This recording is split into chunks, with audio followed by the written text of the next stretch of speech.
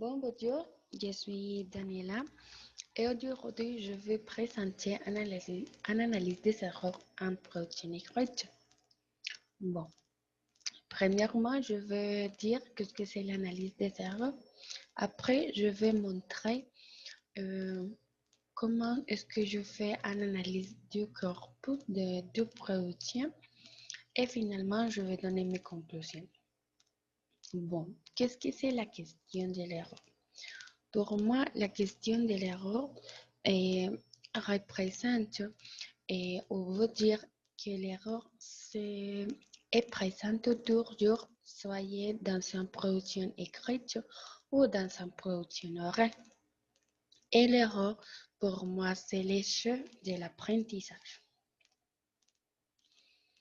Bon, l'analyse du corpus. Et pour mettre en contexte, les deux productions que j'avais choisies sont de niveau A1 et l'essor d'apprentissage que cette personne a avoir en français a été 8 heures et 8 heures, mais dans une présentation ou dans un forme présentielle. Et selon moi, les deux consignes pour cette production sont la première, c'est quel est votre chanteur préféré et pour la deuxième, quelle est votre routine quotidienne. Bon, comme vous pouvez regarder, c'est la première production qui parle de la chanteur préféré de cette personne. Comme vous pouvez regarder, il y a beaucoup d'erreurs et l'analyse que j'avais fait et que je rencontre en commun pour les erreurs, pour les fautes de cette production pour être, je vais montrer dans la ligne numéro 1, aspirer à être un chanteur. La correction que je lui ai donnée, c'est aspirer à devenir chanteur. Pour moi, c'est un type d'erreur sémantique et qui vient d'une source de l'erreur intralinguale ou de mes connaissances. Pour moi, je vais créer devenir parce que c'est le bon utilisation de le verbe. Pour cette raison, je dis que c'est une sorte de l'erreur de mes connaissances. Et dans la ligne 4 dit Global Cyber University. Et la correction de l'erreur, c'est Global Cyber University.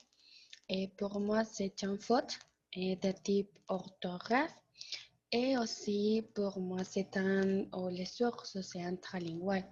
Et faute d'analogie aussi qui présente une interférence avec l'anglais, qui peut être l'autre langue que la personne est en train d'apprendre.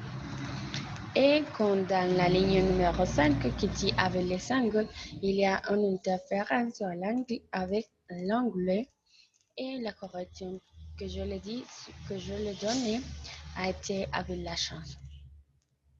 Et aussi, et dans la ligne numéro 15 dit critique de musique. Et la correction de l'erreur que je lui ai donnée, c'est critique musicale. C'est une faute de type morphosyntaxe parce que comme les mots écrits d'une forme différente changent le sens de la phrase. Et aussi, vous pouvez regarder qu'il y a des erreurs avec les propositions ou des propositions. Bon, la deuxième production, ce qui parle d'une routine quotidienne que cette personne déroule dans sa vie. Et comme vous pouvez regarder, les erreurs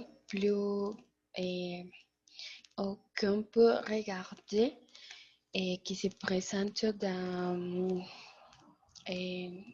un même contexte sont la forme de l'écriture ou la représentation pour les sorts. Il y a à deux sorts du midi. Pour moi, c'est une redondance parce que et, au- et aussi une méconnaissance de l'utilisation des horaires, des horaires.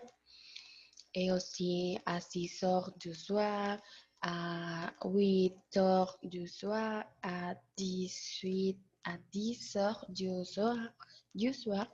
Pour moi, c'est une interférence sociolinguistique avec sa langue maternelle parce que c'est une phrase qu'on utilise beaucoup et dans l'espagnol. L'analyse que je l'avais fait dit ce que je viens de dire. Les erreurs plus à identifier sont qui parlent de les formes d'écriture des sorts. Et je crois qu'il y a une méconnaissance de l'écriture ou de l'utilisation d'un horaire de 24 heures. Et il y a des autres erreurs, comme par exemple dans la ligne numéro 1, je vous présente et la correction que je l'avais donnée, c'est je vais vous présenter.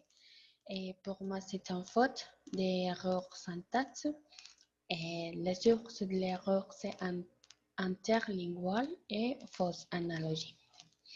Et aussi dans la ligne numéro 6, on peut regarder que la personne a écrit prend note et il n'avait pas écrit la préposition de.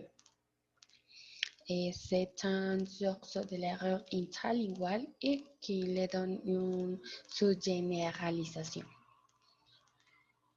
Et aussi dans la ligne numéro 8, dit jeudi. Pour moi, et pour donner un bon sens à la phrase, et j'écris je mange le dîner.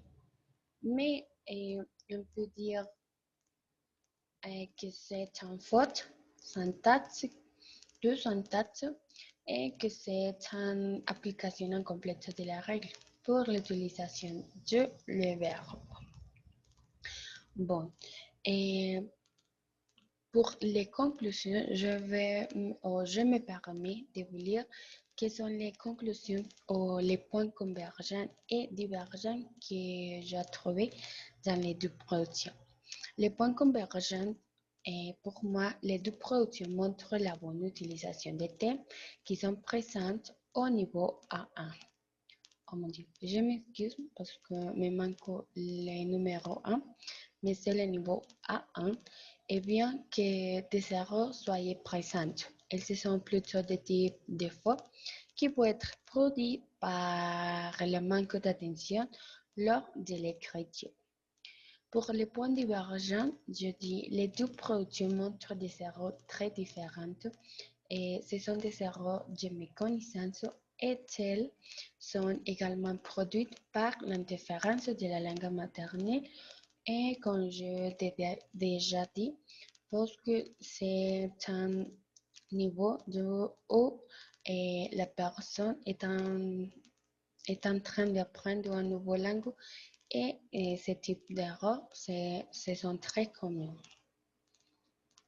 Bon, comme activité de remédiation, pour moi, serait orienté vers la conceptualisation, puisque la plupart des fautes sont commises par la négligence ou par le manque de connaissances. Même si elles se sont enseignées au niveau A1, et les deux activités que je propose sont compléter des phrases dans lesquelles l'utilisation de 24 heures est prise en compte afin de ne pas avoir de redondance ou d'interférence linguistique. Et les deuxième, c'est des tests ou des phrases à identifier les pluriels et les singuliers, comme j'ai dit dans l'exemple de critique de musique. Et les mots corrects, c'est critique musicale. Bon, c'est l'analyse que j'avais fait à cette production au niveau AA.